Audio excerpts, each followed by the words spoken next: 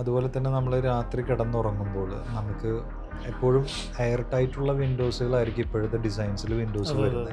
അപ്പോൾ നമ്മൾ ആ ഒരു സെയിം കണ്ടെയ്നറിലുള്ള എയർ തന്നെയായിരിക്കും ശ്വസിച്ചുകൊണ്ടിരിക്കുക. പക്ഷെ അവിടെ നമ്മൾ കൃത്യമായിട്ട് പ്രോപ്പർ ഇൻടേക്സുകൾ കൊടുക്കുകയാണെങ്കിൽ, എയർ ഇൻടേക്ക് ചെയ്ത് പുറത്തേക്ക് പോകുന്ന ഒരു സിസ്റ്റംസ് ക്രിയേറ്റ് ചെയ്ത് കഴിഞ്ഞാൽ നമുക്ക് രാവിലെ വളരെ ഫ്രഷ് ആയിട്ട് എഴുന്നേക്കാൻ നമുക്ക് പറ്റും. എയർ സർക്കുലേഷൻ വീണ്ടും റൂമിൻ്റെ അടുത്ത് കൊണ്ടുവരാൻ പറ്റും. തീർച്ചയായിട്ടും വേണം. പക്ഷെ നമ്മളിപ്പോൾ പല ഡിസൈൻസിലും പണ്ടൊക്കെ ബ്രീത്തിങ് വിൻഡോസ്, വലിയ വിൻഡോസുകൾ കൊടുക്കുമ്പോൾ എന്താ പ്രശ്നം വെച്ചാൽ ഡസ്റ്റ് ക്യാച്ച് ചെയ്തിട്ട് അതെ, അത് കുറച്ച് എപ്പോഴും നമ്മൾ വീട് ശുദ്ധിയായിട്ടിരിക്കണം, ക്ലട്ടേഴ്സ് പാടില്ല. അതെ. അപ്പോൾ വളരെ ഈസിലി മെയിൻറ്റെയിൻ ചെയ്യാവുന്ന രീതിയിലായിരിക്കണം നമ്മൾ ഡിസൈൻ ചെയ്യാനായിട്ട്. അപ്പോൾ നമ്മൾ ഈ രാത്രി കിടന്നുറങ്ങുമ്പോഴും നല്ല ഓക്സിജൻ ഫ്ലോ കിട്ടിക്കഴിഞ്ഞാൽ നമുക്ക് രാവിലെ എണീക്കാൻ പറ്റും ഈസി ആയിട്ട്.